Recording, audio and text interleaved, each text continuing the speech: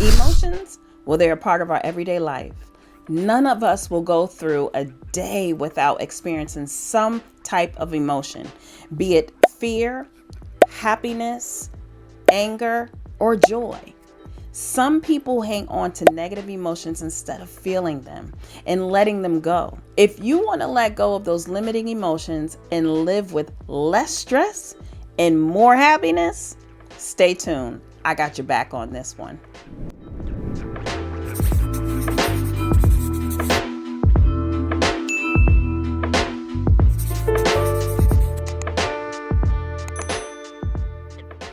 Hey, beautiful people, I'm Shonda Ali, and this is going to be good for the soul. So please like, comment, and subscribe. I only bring positivity, so please click the bell so that you can get notified when I drop some more jewels.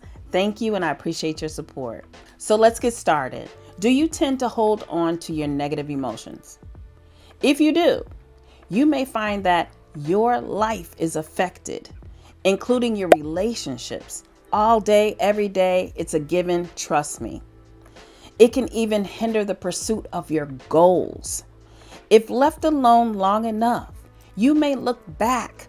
You'll look back on your life with regret over these wasted years. And yes, I said years. It could be years. There are 3 emotions that you need to release for greater personal growth. There is a time for experiencing all of your emotions. You don't want these emotions to stop you from living your best life.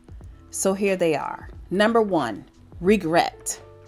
Who hasn't second guessed their decisions? Maybe you're going through some financial stress and you wish you didn't buy that expensive car or that truck. You might wish you had chosen a better job. You might wish you had chosen a better partner in life. You'll regret some of your choices. However, you don't want to get stuck looking back so much that you stop living in the present and planning for the future. It's okay to look back. You feel the emotion, but don't stop there.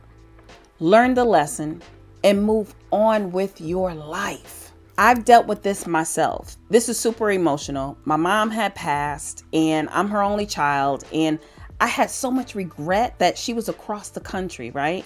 And I wasn't visiting her enough.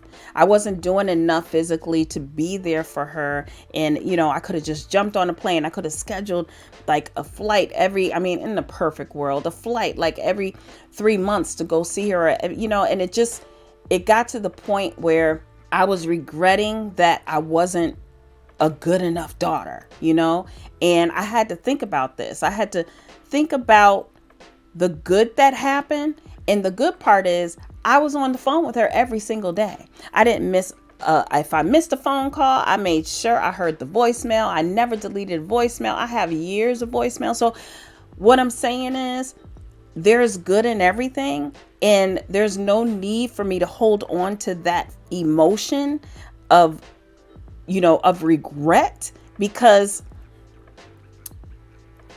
I can't change it, and I can't bring her back. But I know that I was a good daughter because I was there emotionally for her. I might not have been there physically for her, but on the bright side, the big picture, I was there emotionally for her. Hopefully my little story helps a little bit. So let's move on to number 2, anger. Getting mad, it happens. You may have an off day and yell at your kids or your partner for like a simple mistake. Other times though, you might have a good reason to be mad, but you refuse to work through it. Instead, you want to hang on and carry a grudge. That's way too much baggage, okay? Anger affects your health like it literally does. It also pushes your loved ones away. Don't let anger control your life. Don't let it reduce your chances of future happiness. Learn healthy mechanisms to control your outbursts. Start with forgiveness. Even if the other person doesn't ask for it, you are releasing the pain that has been defining you. That is a huge step in personal growth, a huge step. Number 3, disappointment. This is a close cousin to regret. Disappointment is directed at other people when they don't live up to your expectations.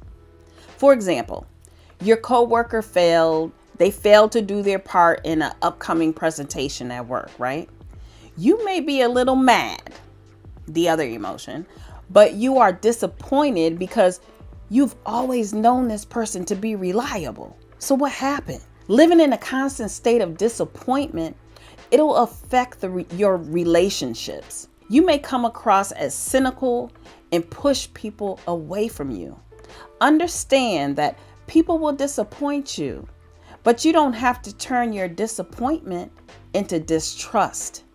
It's critical to offer some grace and move on. People may be going through things like you're going through things. People may be going through how to deal with their emotions just like you are learning how to deal with your emotions.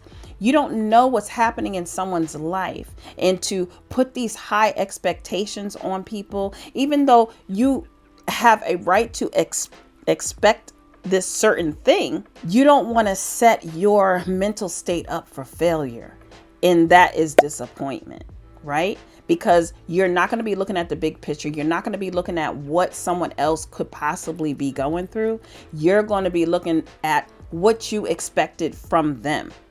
And did they deliver? If they did not deliver, I'm sure there's a reason. Just like you would have a reason if you weren't able to deliver. So you have to keep an open mind. You have your expectations and you deal with what the issue was. If you can help that person do what they need to do so that they can reach your expectations, then do that. It'll make you all the happier. I've shared a few of these emotions in my life, right? Where are these emotions living in your life? Where are you willing to start making the change? How can you eliminate the stress and the negative energy in your life? You so got this. It may be new to you, but it's not hard to do. I got you.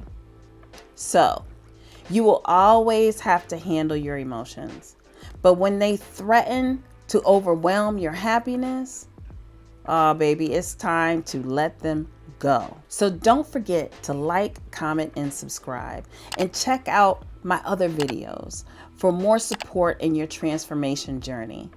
Strength is in numbers, and I'm willing to be with you on this journey.